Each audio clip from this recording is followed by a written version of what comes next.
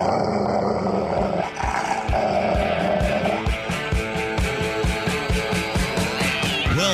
author, investment banker, consumer advocate, analyst, trader. Chris Markowski is the watchdog on Wall Street. You want answers?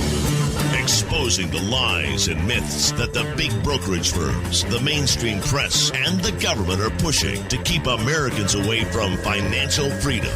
You can't handle the truth. Bringing America the truth about what really happens in the financial world. Ladies and gentlemen, we're not here to indulge in fantasy, but in political and economic reality. This is the Watchdog on Wall Street. All right. Welcome, everybody. It is the one, the only, the Watchdog on Wall Street show. What I have to do today on the show, well, it's not what I have to do. It's more or less what I want to do.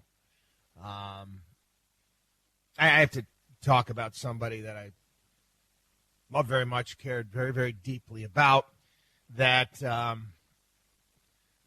left us this past week. I had to do this one other time here on the radio show. Been lucky so far. Been on the air for 20 years. I had to discuss a death in my family one other time, and that was my Aunt Virginia. That meant so much to me, and I miss her a lot. I'm gonna miss my father-in-law a lot.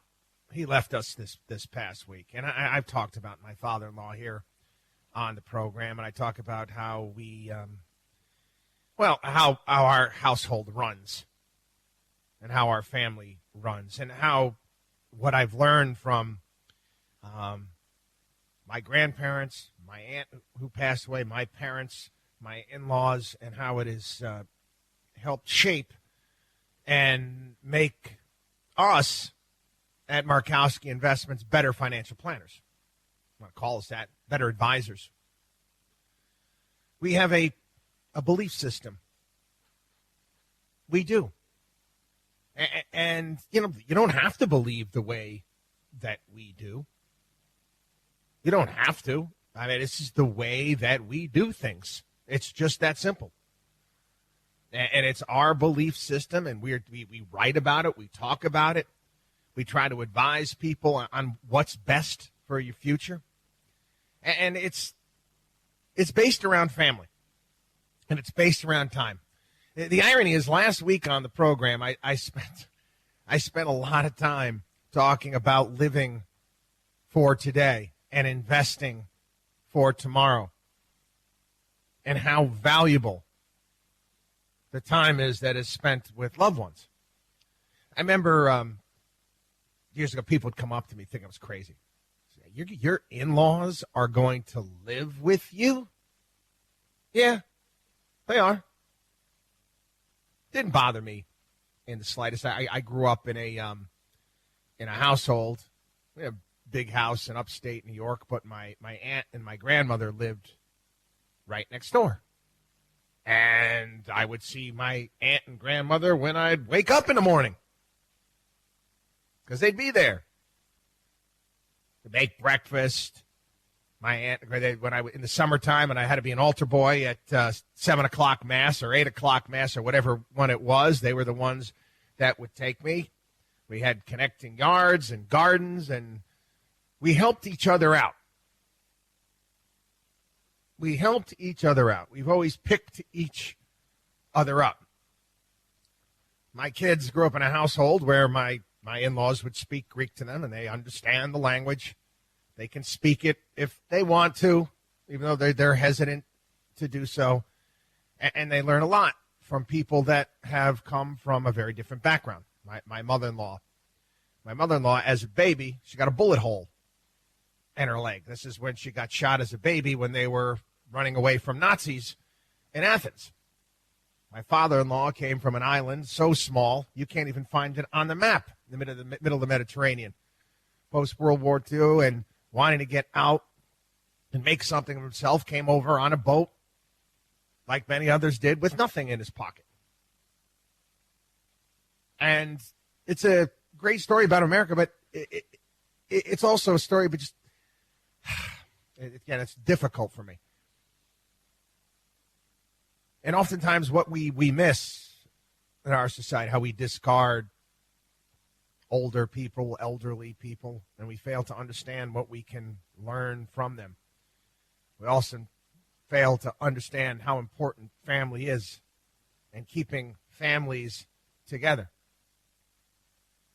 And I never really seemed to understand that. I didn't. It pops into my head right now. Pops in my head. I don't know why. I'm thinking of, this is back when Hurricane Katrina was coming through. And I don't know why I remember this, because I remember I got so angered by it when I saw it. It was Shepard Smith talking to some guy on the phone on Fox News, and he was worried about his 80-year-old mother who was living down there and hundreds of miles away, and she's all by herself. And I'm like, well, what are you doing, man? Why is she living there by herself? Why isn't her family around her? I don't know. But my father-in-law worked as a room service waiter at the Plaza Hotel in New York. When I talk about the stories, the things that he saw at that hotel. Stuff he wouldn't tell my wife. Frank Sinatra, and when the Saudis would come in and rent out floors of the hotel, holding lamb roasts on the floors, living like complete hedonists. Yeah. But he was one of the most gentle souls going. Not a mean bone, not a nasty bone in his entire body. I used to kind of tease him because they said, you should have been an attorney. He was always sticking up when I'd be reprimanding the kids. He was almost acting as their attorney to some degree. But anyway, he is going to be missed. And it was an up and down week for me. People listening to the podcast on the program. I covered stories, did the podcast every single day. I kind of alluded to what had happened. We had a great news on Monday. It was, for me, my son committed to college as an athletic recruit, and also obviously as a scholar as well, and that was exciting. And then the same day, that evening, my father-in-law died. And that's just how life can be sometimes. But what's great is that we have friends and family coming over to the house over the course of the week, and my wife's an only child, and she's obviously very, very upset and dealing with this, but she's also laughing too, because all of the great memories. It's not such a sad event. It's sad, but it can be much worse. It's not such a sad event when you have you can go on your iPhotos or whatever it may be, and you see one memory after another, after another, after another. And it's nice when you can run your life in a way where you're not having regrets in regards to, wow, I really wish I would have spent more time with my dad, with my mom, with my mother-in-law, with my father-in-law. I really wish we spent more time together as a family. And I have to say, looking back, I don't have any regrets, which is great. And I talk about this, and again, last week on the program, I got into great depth about the importance of time and how valuable it is. Again, living for today, investing for tomorrow. It's why we do things. It's why you're putting money away. It's planning for the future.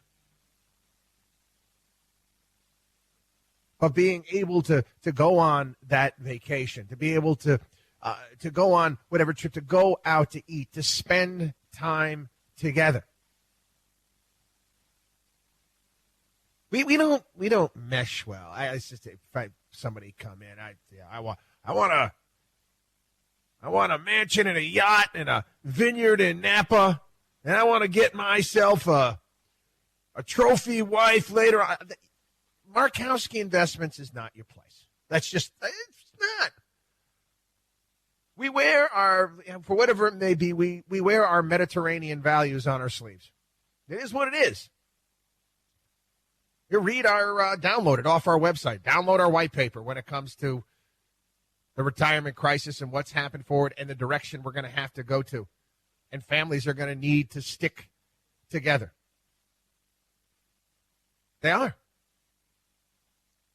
I'm telling you right now, I don't expect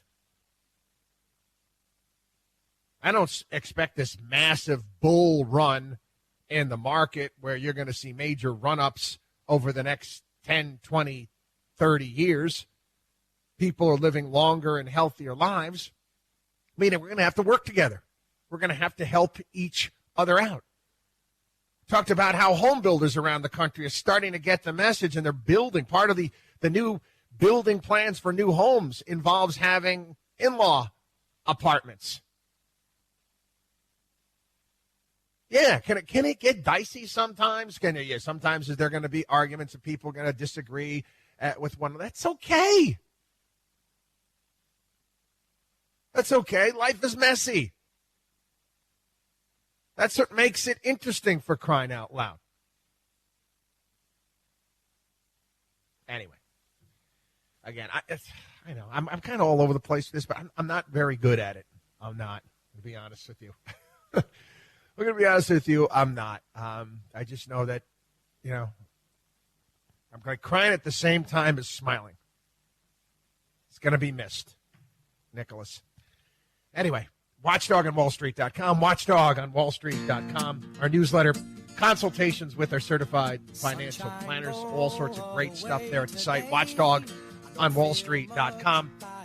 Again, take advantage of everything we have there. We'll be back.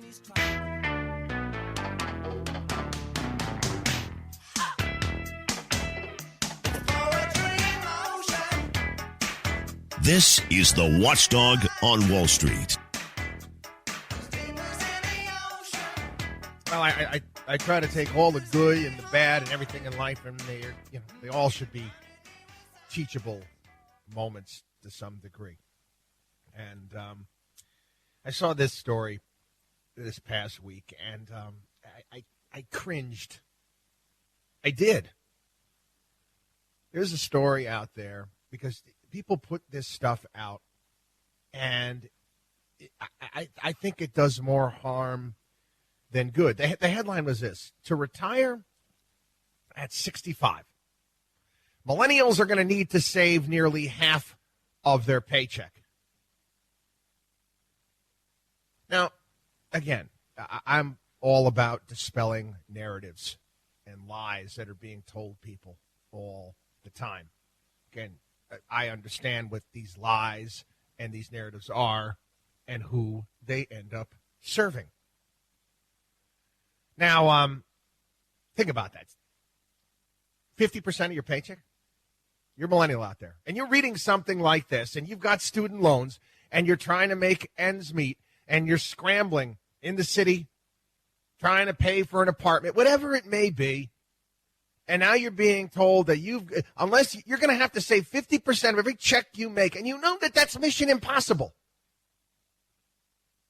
You know it is. It's like somebody telling you, you know what you're going to need to do? You're going to need to be able to bench press 800 pounds, run a 4-minute mile, and I don't know, but broad jump 8 feet by next week. If you want to get it's stupid. Who saves? What kind of kid is going to save 50 people to put away 50% of every paycheck? So what do? They ignore it. They put it away. They don't even bother trying. They don't even bother trying. I know. If someone said, hey, Chris, you know what? You're going to need to be able to bench press 800 pounds by next week. Do this. Get to work. Would I even bother trying? No, because it's not possible. It's ridiculous. So this is what's being put out by various different gurus, financial advisors, risk management, business economics, and public policy. These are people at Wharton, University of Pennsylvania. Why not do what we've been doing here on the program and get people to kind of rethink life to some degree? Saying to themselves, you know what? That whole 62, 65 thing is just, it's not going to happen. It's just not going to happen. You're going to live longer. You're going to live a healthier life. You're going to be able to do more. Why not talk about all the great opportunities that you're going to have down the road if you start investing for tomorrow? You prepare for tomorrow. And the doors that are going to be opened up toward you. And guess what? You might open up one of those doors and you might be able to retire when you're 40 for all you know, because you might start a business or you might work at a company that does really, really well. Hey, you're telling this to kids? Hey, you got to save 50% of every paycheck? You're done. You can't have kids. You can't afford to have kids. You can't afford to do anything. Can't afford to go on vacation. Can't afford to have a beer. Can't afford to have coffee. You can't afford to do anything. Is that life? You see all these various different polls that are coming out lately. Oh, 1 out of 3 millennials like socialism or would vote for a socialist or what? I don't know. I can't remember what they are. You know what socialism is to many of these millennials? It's not an economic system. It's not the government owning the means of production. It's an escape. It's an escape. They're telling, I'm living in a capitalistic world, and they're telling me that I've got to save 50% of every paycheck with all this other stuff that I have. Well, you know what? Might as well try that socialism thing, for crying out loud. It certainly sounds better than Mission Impossible. It doesn't make any sense. And this is for everybody out there.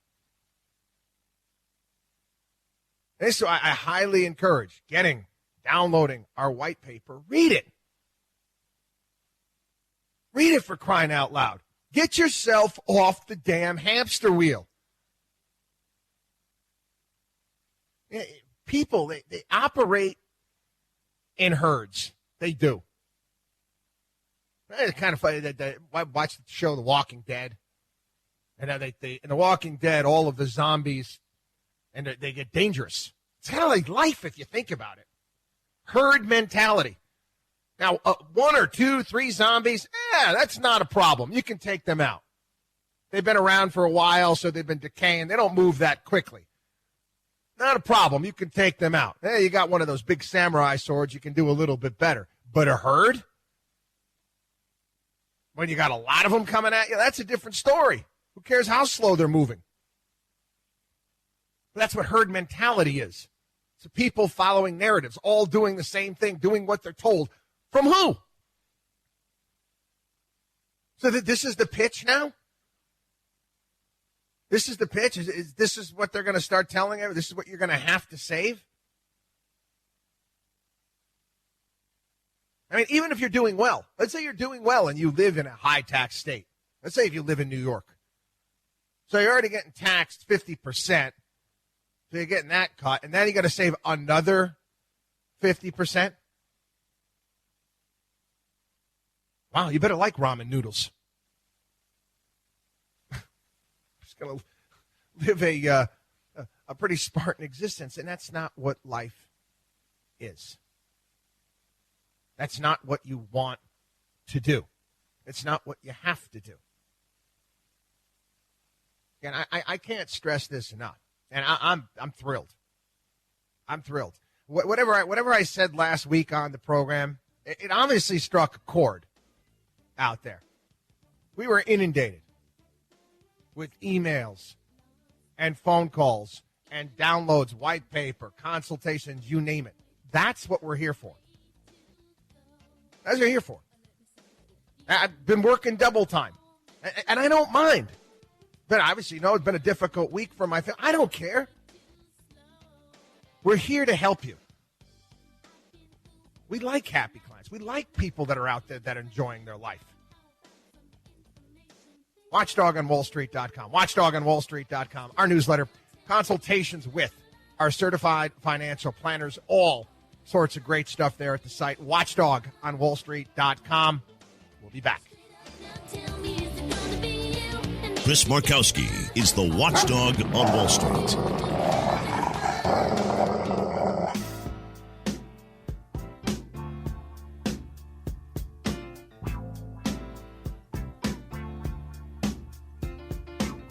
The only man who is taking on the Wall Street establishment. You're listening to the Watchdog on Wall Street with Chris Markowski. All right, there's some insider baseball stuff for everybody out there. My industry, the advisory industry out there, where a lot of the financial advisors were in the discussion pages and whatnot, and on social media and advisor magazines. There was a piece in the Wall Street Journal that got people a little upset, talking about market crashes. And again, it's stuff that we've been talking about here on the program for a while. This story talks about a crash will come, and it's okay. It's okay. They say relax, probably not imminent. For something so infrequent, though, the C word is awfully good at grabbing investors' attention. This past Tuesday, 90th anniversary of the granddaddy of them all, Black Tuesday. 90th anniversary. So it's natural to dwell a bit more than usual on the timing of the next wealth-destroying cataclysm. There were U.S. stock market crashes, collapses before 1929, panic in 1907. And obviously the largest single-day crash happened in October of 1987. Pattern? No. There's no pattern. No pattern. Yeah, last weekend, last Sunday, was at a confirmation party, and people come up to me, and they know what I do, and they're talking to me about, well, what do you think the market is going to do, Chris? Wow, I mean, it's been going over. Do you think it's going to crash? Do you think it's going to come down soon? I don't know. I don't have a clue. I don't have a clue on what's going to happen. I mean, I don't. I have my ideas about the performance and what I think is coming with the market over the next several decades. And you know what? I am going to spend some time talking about it. I don't know if we're going to get to it this week, but certainly next week. And I'm most certainly going to write a column about it, my predictions about the future. And it has a lot to do with not so much the markets, but what's happening inside companies, what's happening in our overall economy, what's happening in society, and how we're going to go about handling that with our clients moving forward. But as far as market movements are concerned, crashes, they happen. Never bet on the end of the world. It's only going to happen one time. I said this to the people I was talking to or asking questions at the party, and they laughed. They got a kick out of it. And I proceeded to explain to them that in 2006, 2007, 2008, 2009, I know we knew here and we warned you that there were serious problems within the economy with the real estate bubble. We knew that there were issues out there. Did I think that the market was going to go down? Did I think the S&P was going to go to 666? No. I didn't think that was going to happen. I knew that there were issues. But you know what I also knew? Even if it did, I was going to be fine. It's going to be fine. My clients were going to be fine if they continued to listen. If they didn't follow the herd or the narrative at that point in time. and go out and buy themselves gold and silver coins and a seed bank and a bunker somewhere. Again, don't bet on the end of the world. It has always been a very, very bad bet. We took advantage, and I explained. I explained that I will probably never, ever see that type of value on sale ever again. Ever again. I chuckle about it today with my brothers. Closed-end funds trading at 25, 30% discounts to their net asset value, paying 15, 16% dividends that I'm still reaping today. It was a phenomenal opportunity. So what? Crashes happen. We're going to take a break. I'm going to talk about people who like to predict this stuff. People out there. I can predict when the next crash is going to come. I know what's going to happen. Well, we'll see how accurate they are over the long term when we get back. WatchdogOnWallStreet.com. WatchdogOnWallStreet.com. Our newsletter, consultations with our certified financial planners. We shall return.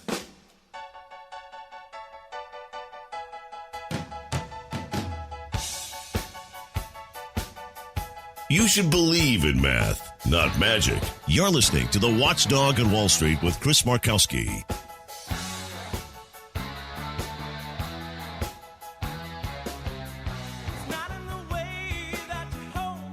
Welcome back. Welcome back. I remember there's people that are still profiting. There was back in the 1987 crash. There was a stock analyst back then by the name of Elaine Garzarelli. And she became a top strategist because she called the crash. And, yeah, you can still go ahead and buy her newsletter for $495 annually, but take a look at her track record since then.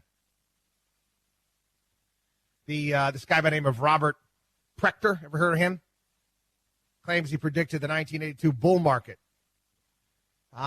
He's made other pretty shocking predictions over the years, such as the Dow falling to 1,000 back in 2010. All these guys out there. There's another one out there. They always hear him on talk radio. Harry Dent. Harry Dent. He's been predicting booms and busts for decades now. Poorly. What was he? He predicted a 17,000-point drop in the Dow in 2016.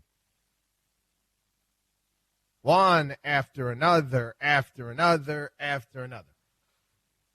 Giving their guess. It's like somebody claiming to be an expert. Be an expert in roulette. They know they can call those numbers on the roulette wheel. It's stupid. I remember one time we were this was about a decade and a half ago, we were looking into buying a firm. This is in Venice, Florida. And the guy was explaining to me that he was had the highest ranked and touted fund back in 1987, and it was all because of luck.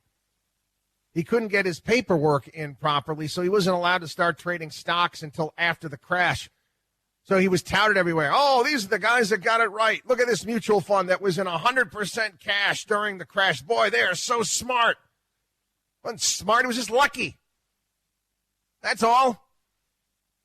Just lucky. It's kind of like if I had to stand up in the batter's box today and I had to face Garrett Cole, and I just so happen to swing and knock one out of the park.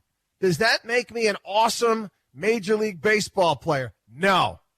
I just got lucky. Trying to time what the markets are going to do is an exercise in futility. We prepare. We are ready for the idea that it could happen. The idea that the market could crash. It might not happen in my lifetime, but it might. It might.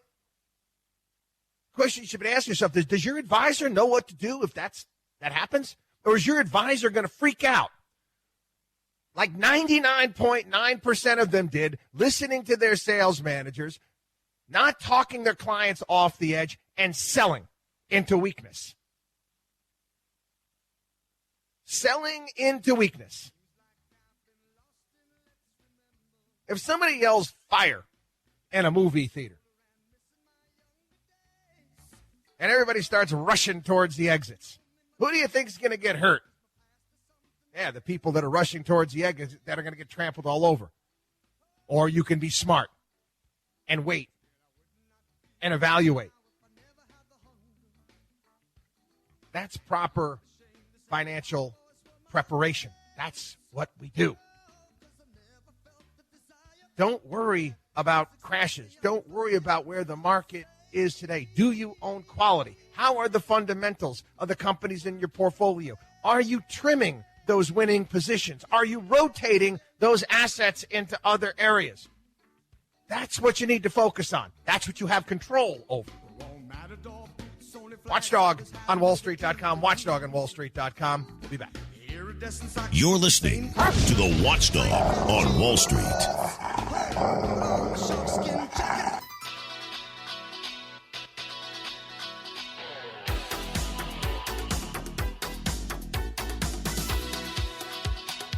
Bringing America financial freedom one listener at a time. You're listening to the Watchdog on Wall Street with Chris Markowski. Alrighty. Saw this kind of, I had a laugh to some degree because it's a song I've been singing and warning people about for a long time. But many of the big name hedge fund guys are calling it quits. They're quitting. They can't make money anymore. That's what they're basically coming out and waving the white flag. Some are actually saying, well, I'm not having fun anymore. Yeah, they dominated. Hedge fund guys have dominated the investment industry for a long time. And many of them have accumulated massive amounts of wealth. The mob, the herd, would line up all for the privilege of investing with them. That's how Madoff sold his wares. It was basically a privilege to get in. If someone even said, hey, look, I can get you in, boy, oh boy, you better take that meeting. Anyway, people have been pulling their money out all over the place. Why? These guys can't even come close to the S&P 500. And they come up with every excuse in the world why they can't do it. And they blame index funds, they blame algorithms, lots of blame to go around everywhere. You know, they could stay in business. They could understand the terrain. They can understand what's going on out there. But the reality is they cannot charge the type of money that they're used to charging people, showing them the types of returns. Is it more difficult to see outsized market returns today because of all of the things that they had to say? Yes, it is. It's much more difficult. It's much more. The margins that are out there, the things that we have to do. We talked about this here on the program with how difficult it is just to find a safe yield and the things that we've done over the years to try to help it out. It's a lot of work. Managing people's money now is a lot of work if you want it done the right way. It is much more difficult. They're not willing to do it. The ones that were competent back in the day, they're not willing. They know that they can't charge the 2.5% and then take 20% of the profits anymore. They can't do it, so they're not going to bother. Here you go. We're sending you our money back. I mean, it's their right to do so. But what does it say about these people? Now, we warned you that there was a myriad of god-awful hedge funds back in the day. I don't know if you remember, we did a piece. This is, man, it's over 10 years ago. Over 10 years ago, it was a takeoff on a Mark Gilbert piece in Bloomberg News. Wall Street goes to the cows. And one of the things that we did was hedge funds. And using cows to describe how these various different instruments work. And our explanation for hedge funds back then was that you have two cows and a guy wearing a very nice suit. Of course, he's not wearing a tie. He's got a $100,000 watch on, and he pulls up to your farm in his Aston Martin. And he offers up his, he wants to take care of your cows. And he's got an offer that it's unbelievable here. I'm going to take care of your cows, and in return, I'm going to provide you with a year's supply of filet mignon. And I'm going to give you 50% of their milk yield. Now, you think to yourself, how the hell is that possible? But, hey, Mr. Master of the Universe is pretty convincing. Pretty convincing. He tells you that he is a financial engineer. And how do you think that I got that suit and that watch and that car, and I've got the 20-year-old Victoria's Secret model girlfriend? How do you think I got all these things, huh? By being wrong? Now, the caveat that the hedge fund guy says is that your cows are going to have to stay with him. You're locked in. Cows have got to stay with him in his Greenwich, Connecticut compound, and you can't get those cows back for 2 years. Now, you think, wow, look at this. I'm going to be doing great. But 6 months later, you look at your little bovine account statement, and you realize that all you have left is half a cow that's producing only sour milk. So you decide you want to get a hold of the Mr. Master of the Universe. You want to inquire about what's happened.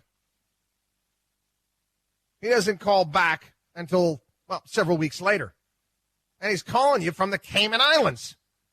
And he's drinking a bottle of 40-year-old Chateau Lafite, and he's chewing on filet mignon, and he offers his reassurance that everything will eventually be just fine.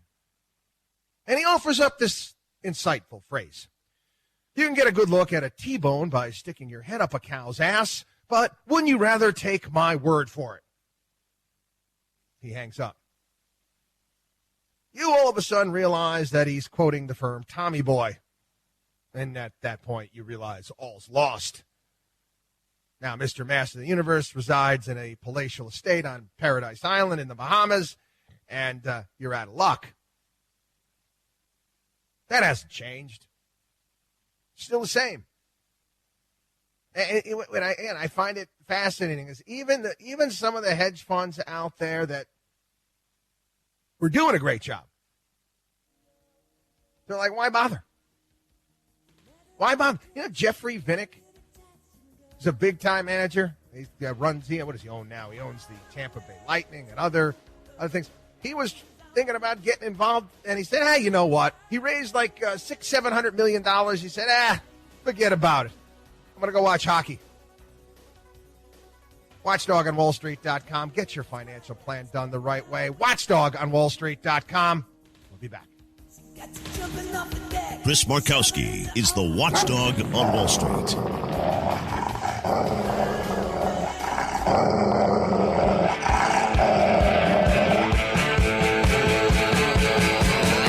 Well-known author, investment banker, consumer advocate, analyst, trader. Chris Markowski is the Watchdog on Wall Street. You want answers? Exposing the lies and myths that the big brokerage firms, the mainstream press, and the government are pushing to keep Americans away from financial freedom. You can't handle the truth. Bringing America the truth about what really happens in the financial world. Ladies and gentlemen, we're not here to indulge in fantasy, but in political and economic reality. This is the Watchdog on Wall Street. what I recognize, and I think my listeners are starting to recognize just how cutting edge we are here at Watchdog and Wall Street Show. I don't know what it is. Certain ideas, stories, things I like to talk about coming to my head, and then a week or two or so later, then there's some major story hits the news, in essence, backing up what we told you. We've recently been talking about schools and performance at schools and kids, and I brought up the concept of parental privilege because everybody likes to say, oh, it's white privilege. No, it's not white. It's parental privilege. It's did the parents care? Well, this week, they had a study came out showing that American schools are not passing the test. 2019 National Assessment of Educational Progress, which is administered to students around the country every 2 years. It came out this past Wednesday. 35% of fourth graders rated proficient at reading.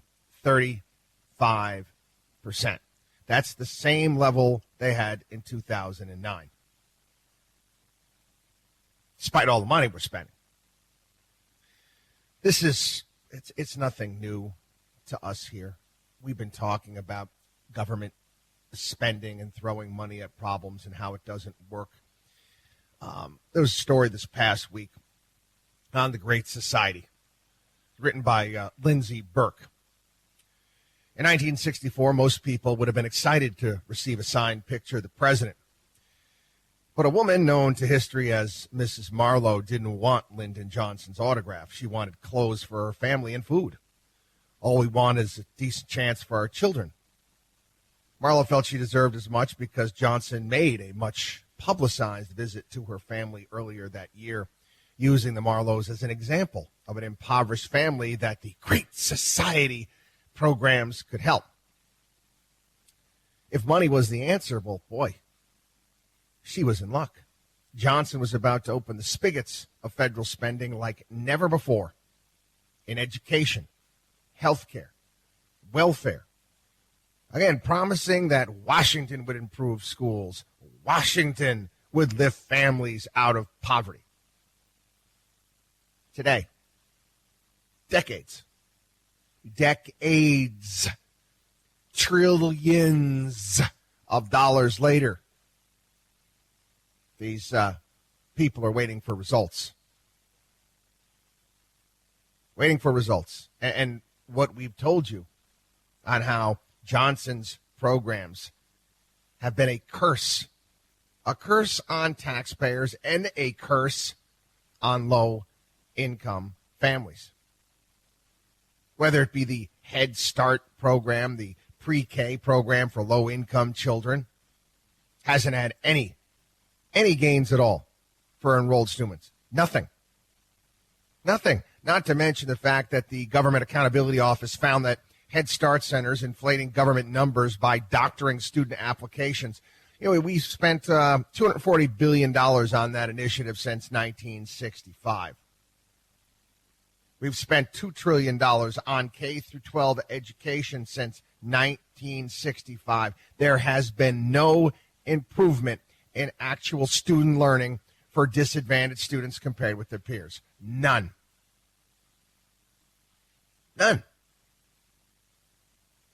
I made the point on the program not long ago where I said, hey, you want to spend money? You want to spend money wisely when it comes to education?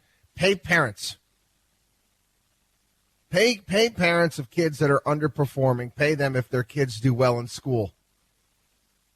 Maybe give them an incentive to make sure the kids are getting their homework done. Again, the parents don't care. The kids are not going to care. I did a piece years ago talking about this. Again, a couple weeks ago here on the program, we were talking about transfer rates and the amount of money that is transferred now. It's over 70% of our budget is just money out the door. But anyway, back in when I wrote this column, I went to the 1935 State of the Union message that was given by President Franklin Delano Roosevelt when he proposed Social Security, unemployment insurance, aid to dependent children. He had a warning that nobody talks about. Nobody ever mentions. And he said, the lessons of history, confirmed by evidence immediately before me, show conclusively that continued dependence on relief induces, listen, wait for it, a spiritual and moral disintegration, fundamentally destructive to the national fiber. To dole out relief in this way is to administer a narcotic, a subtle destroyer of the human spirit. It is inimical to the dictates of sound policy. It's a violation of the traditions of America. That was FDR. Nobody mentions that. This is FDR comparing welfare to drugs. And he's right.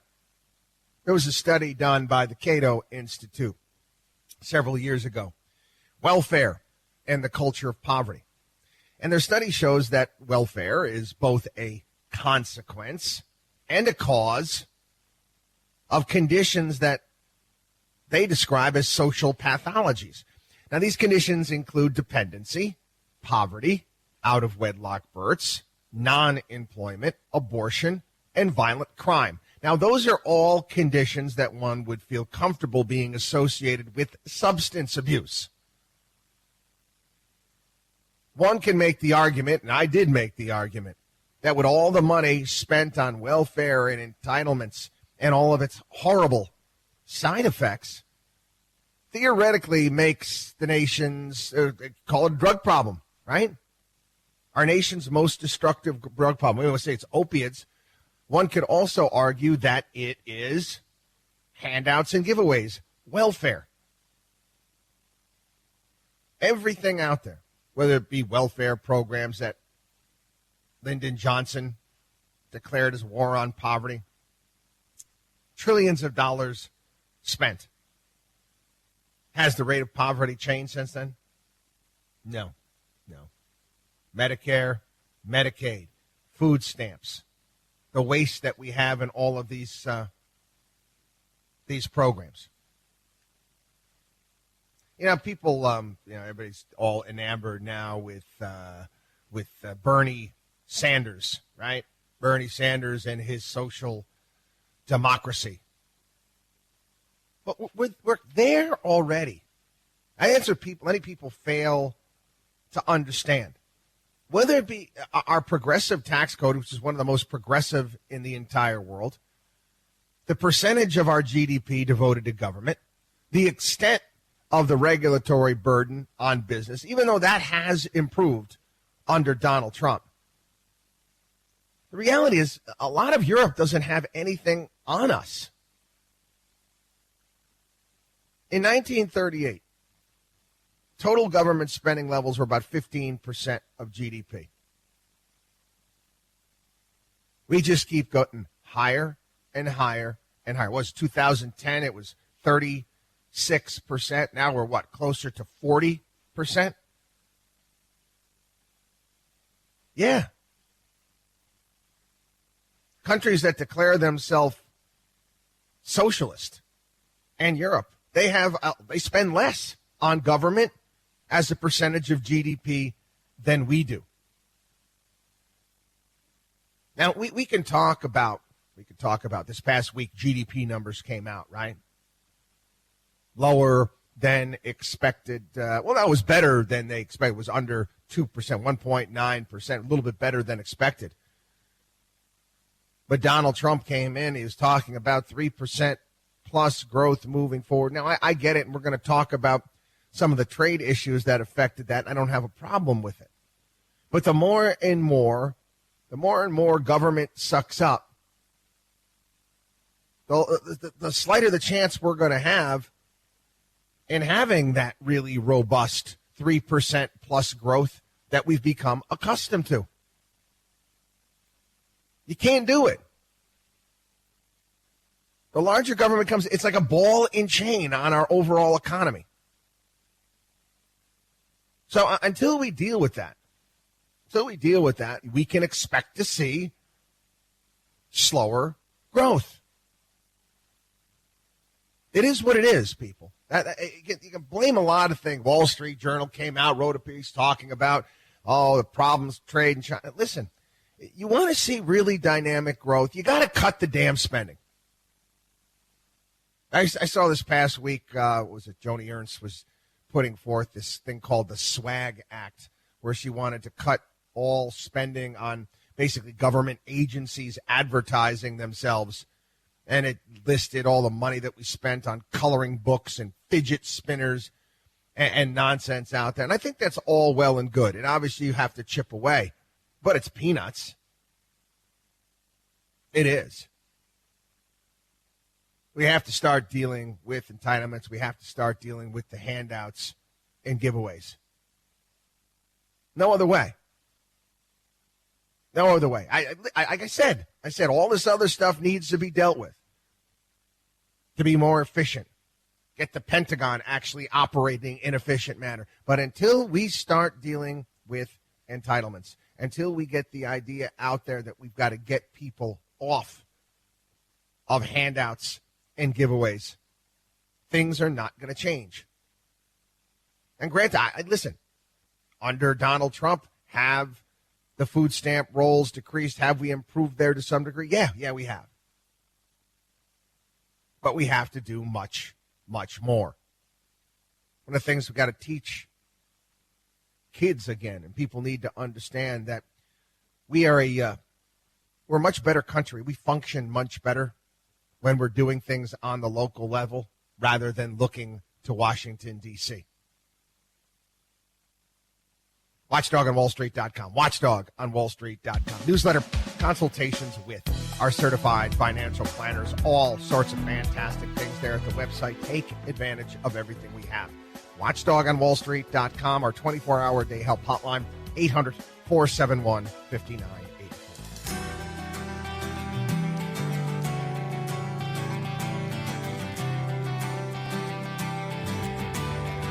I know what taking Wall Street's liars, crooks, and cheats out behind the woodshed. You're listening to the Watchdog on Wall Street. Welcome back. I got another big see I told you so moment here on the program. And listen, I didn't do any scientific studies. I didn't do any scientific studies. I know what I know. I know what I know, and I've got clients all over the country. All over the country, different walks of life, blue collar, white collar, and I've been doing this for a long time. Don't tell me that people who retire do not start, well, let's just say they start to rust a little bit quicker. Study that was done. Hard to think of an early retirement as anything other than a positive. Who would want to trade in their suit and tie for a pair of beach shorts? While retiring ahead of schedule may be easier on the body, a new set of research found that may not be so beneficial for the mind. You don't say. The study conducted by Binghamton University finds that an early retirement can accelerate the usual rate of cognitive decline among the elderly.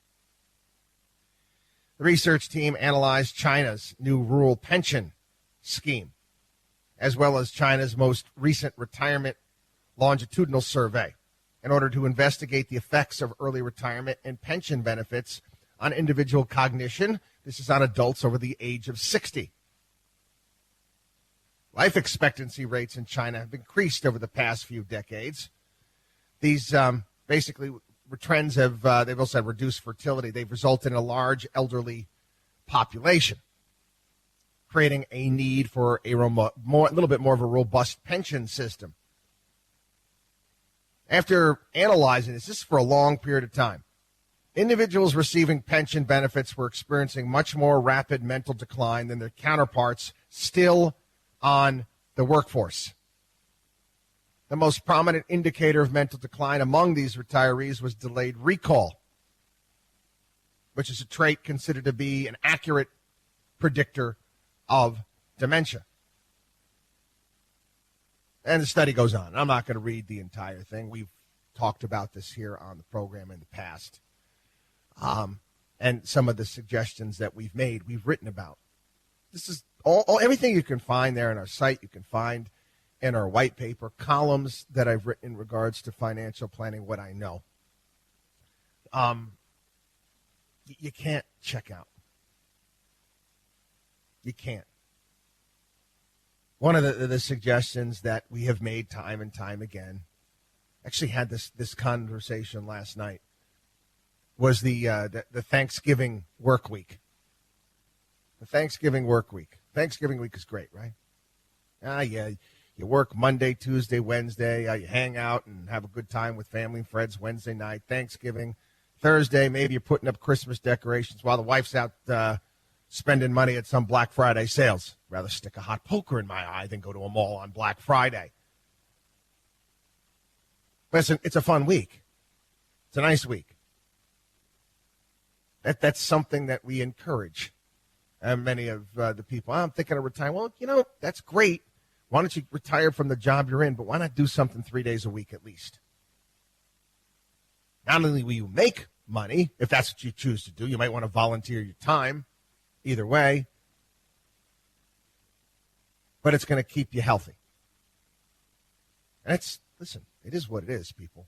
It's one of the most important things that you have to recognize as well when it comes to your financial plan. The fact that healthcare is expensive. The best way not to spend money on healthcare is preventative. And listen, obviously that only goes so far. But guess what? It's something you can do. We have over the years, we've been warning people. I'm not talking about years. I'm talking about decades. About various different financial issues facing Social Security, pensions, retirement plans. It's the reality of the situation, and it's not getting better. It's getting worse. We all know what's going to happen with Social Security in a few years. We've gone over that. Pensions as well. How well do you think pensions are coping with this ultra-low interest rate environment? It is what it is.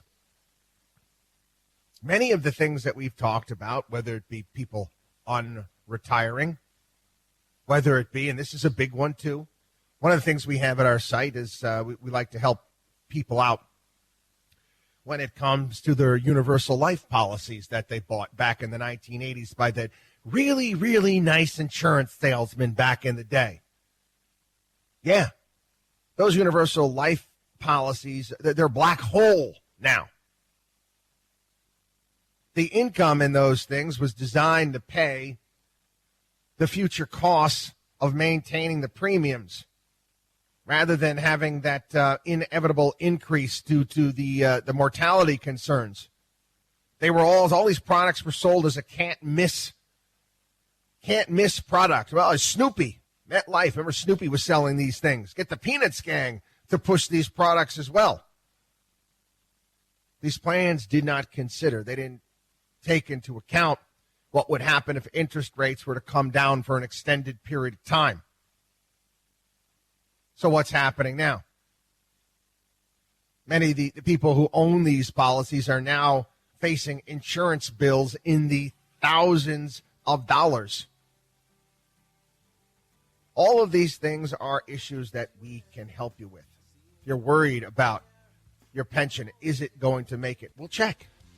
We'll look to see how solvent it is. But again, take up my advice. Just don't ever stop working. WatchdogOnWallStreet.com, WatchdogOnWallStreet.com. Our newsletter, consultations with our certified financial planners, all sorts of great stuff. WatchdogOnWallStreet.com. We'll be back. You're listening to the Watchdog on Wall Street.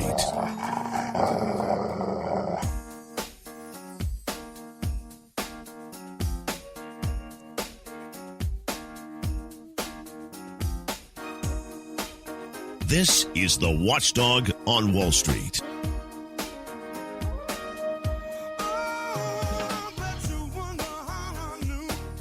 Welcome back. I mentioned trade and the Wizards of Smart and all the business publications and CNBC and the Wall Street Journal. And Clockwork this past week, Wall Street Journal, sees the GDP number 1.9%, and they run a column. Being critical. They've been critical all along of Donald Trump's trade policies. Trade protectionism. They don't like it.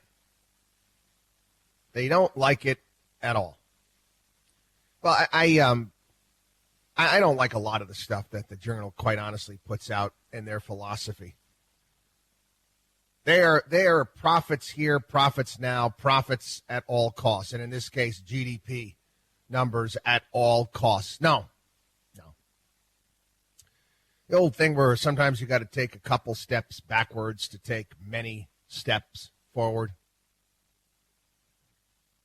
I have no problem at all, and we've talked about this here on the program. I've gotten a lot of emails about this.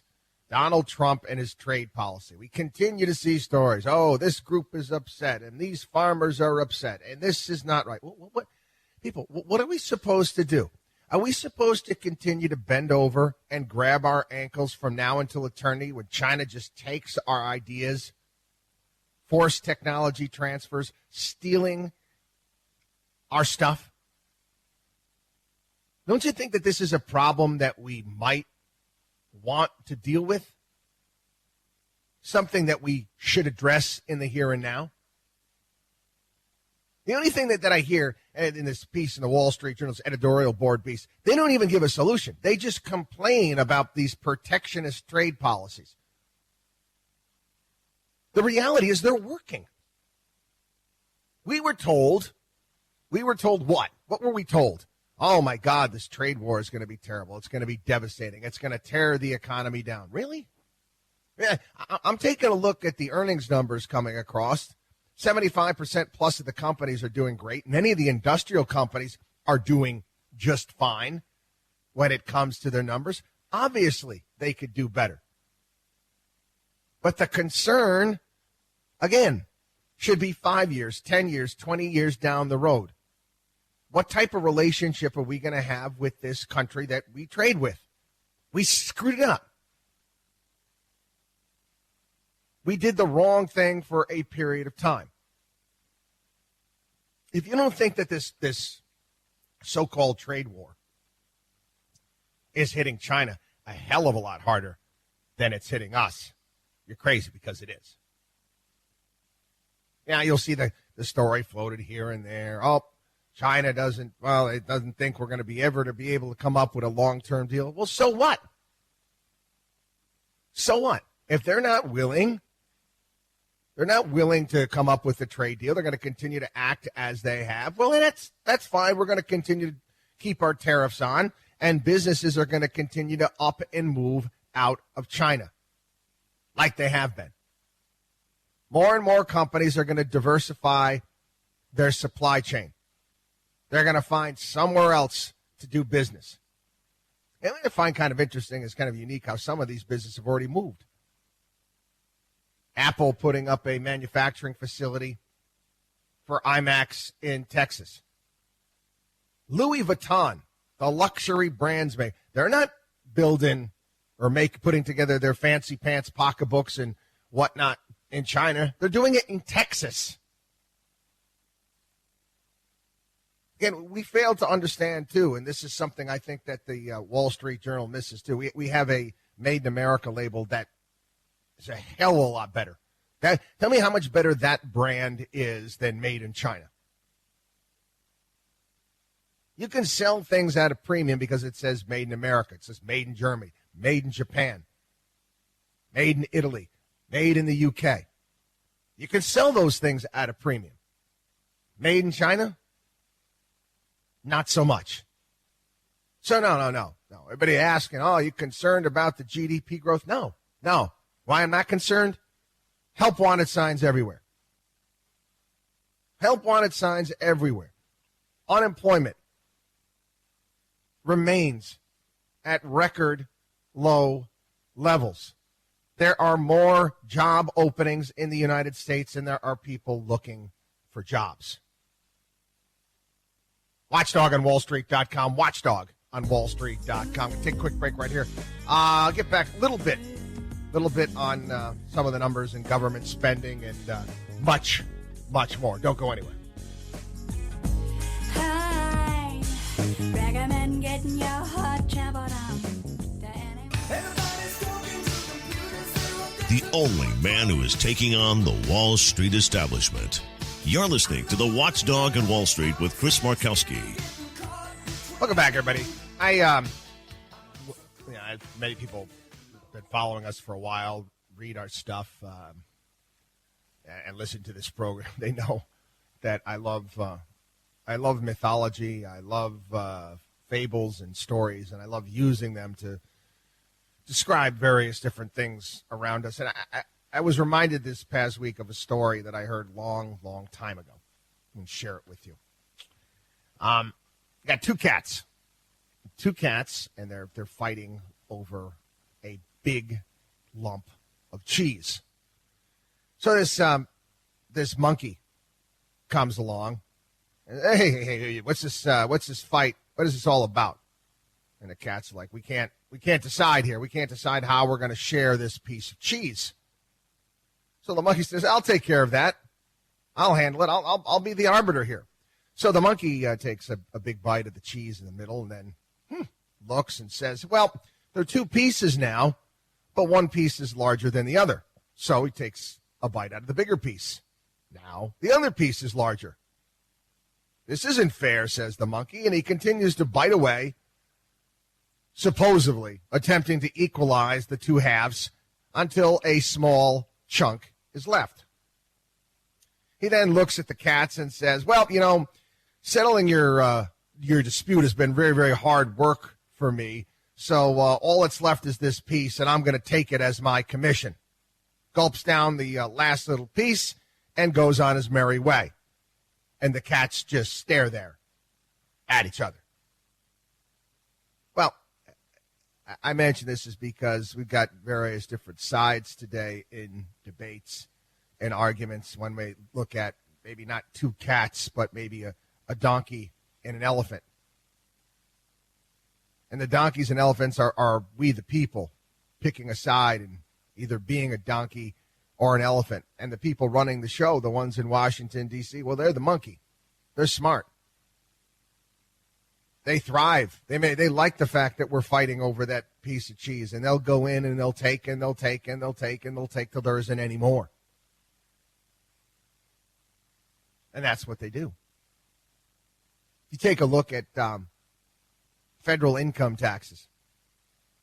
Broke records again. Federal income taxes, the amount of money the government is taking in, records. What about federal spending? Records. I yell and scream about this all the time. People automatically start listening to this program. They automatically assume that I'm a Republican. I said, I get offended. I said, what? You don't think that I have a spine? You don't think that I have a backbone? Why would I be a Republican? Why? They just lie. They do. Go back. Go to the videotape. Why don't you go back and see all the Republicans jumping up and down, ranting and raving about out-of-control government spending when Barack Obama was president. Now, Donald Trump's president, it's okay. Aside from a couple, Rand Paul and a few others that actually give a darn about this, Republicans don't care. They've got a guy in the White House. Hey, we've got the credit card now, and now we're going to spend. This past week, Rand Paul tried to put an across-the-board spending cut out there. Senators voted it down 24 to 67. All it was it would reduce spending by 2% compared to fiscal 2019 levels. 2%. That's it. We can't even figure out how to do that. Sad. It is. And again, what happens? What happens? Not just all over the country, but in particular, a little bit more particular in certain states that continue to have people fighting with one another and wanting more. People got to leave. They got to find someplace new. They keep taking and taking and taking, like the monkey did. Got to take a break. Watchdog on WallStreet.com. Watchdog on WallStreet.com. We'll be back.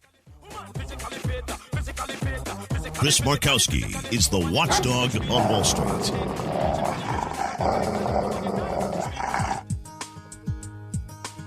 You should believe in math, not magic. You're listening to the Watchdog on Wall Street with Chris Markowski.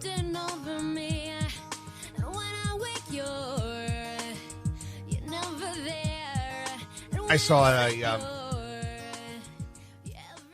a story this past week, and again, I see things like this. I know about these things. I hear about them all the time. And you've heard me here on the program kind of make fun of some of the commercials that you'll see on TV for reverse mortgages. Want to know why reverse mortgages have become so popular? Why they're selling them here, there, and everywhere? They're selling them because many senior citizens, many elderly can't afford to stay in their homes anymore. And in the commercials, they never really cut to the chase and tell you why. They'll say, oh, it's because of health care or whatever it may be. No. It's because the property taxes have gotten out of control. Taxes have gotten too high.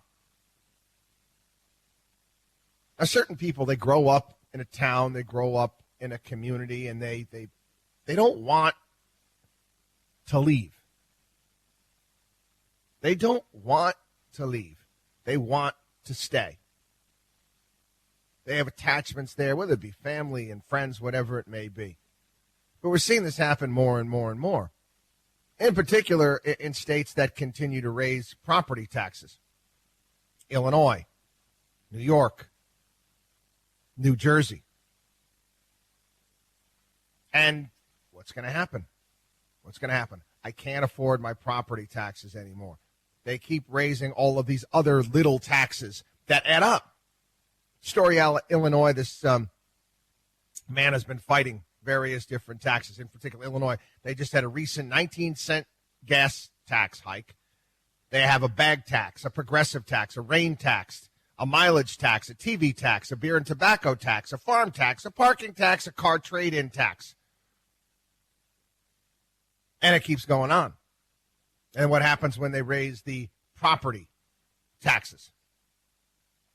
Can't afford it anymore. Listen, I've talked about this. Again, I'm not an idiot. I love where I live. I do. But as soon as my youngest son is done with school, I'm 6 months and a day in it, I will go back to being a Florida resident. Now, my concern is that, somebody might change those rules. And that could happen, depending on who comes in office. It wouldn't surprise me. It wouldn't surprise me if Democrats came back, if Elizabeth Warren wins the White House or one of the others, that she'll work with some of the Democrat governors to change that rule. And if that's the case, well, guess what? I'm going to have to say goodbye to a place that I like a lot, a place that I love. Because there's only so much that people are willing to pay.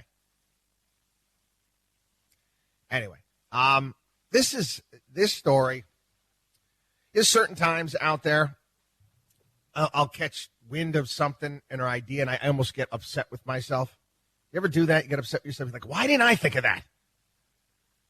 This is one of those times. And why didn't I think? I don't know why. That kind of aggravates me because I'm good at assessing risk. Well, here we go. We got a story out there telling everybody that the sea level rise could threaten up to 480 million people. That's right. Scientists at Climate Central say that this is their new digital model, talking about how all these places along the water, 480 million people are going to be at risk. Well, it was a story by one of my favorites, column by Peter Schweitzer. And he makes the point, if this was the case, if this was true, how come the municipal bond yields and all of these coastal communities and cities and states, how come their muni bond rates haven't gone up? Shouldn't people get a higher rate of return on municipal bonds for various different locales that are threatened with imminent climate disaster? But they're not. You take a look, it's the same. Same yield. I mean, shouldn't these politicians, when they issue these bonds, shouldn't they have to put warnings saying, hey, listen, we could be underwater due to climate change, so that there's a greater risk in buying our muni bonds? It's a brilliant concept that Schweitzer came up with, and it's true. We made fun several weeks ago, and it is kind of funny. Yeah, Barack Obama, Mr. Green Jobs, and spending all this money from his American Recovery and Reinvestment Act because of this imminent climate disaster that's facing us, decides to blow $15 million on a waterfront property on an island. Do you think that he really believes that the seas are rising and it's going to overtake his island? No, he wouldn't buy the property then, for crying out loud. It's just dumb. I wanted to mention this story as well. This one, file this one under, you can file it under dumb, you can file it under many different things, but it's something to think about. And I guess part of the problem that we have when we're at each other's throats all the time, and this cycle of revenge that never goes away. It's a story about this police sergeant in St. Louis that, well, he was told he wanted to advance. He was told to tone down his gayness. That's right. He was told to tone down his gayness. And again, that's wrong. That's a no-no. Superiors shouldn't have done that. Well, he just won $20 million because somebody insulted him. Yeah, $20 million for an insult. And people will jump up and down and say how great and awesome and this is justice. People, where do you think the $20 million comes from? It comes from the taxpayers. Taxpayers didn't insult him. Some guy at work did. This is a problem. We need to have people personally responsible for their actions, not the taxpayers around them. So you had somebody, a government official, insults you, and the rest of the taxpayers got to pay? Watchdog on WallStreet.com. We'll be back. You're listening to the Watchdog on Wall Street.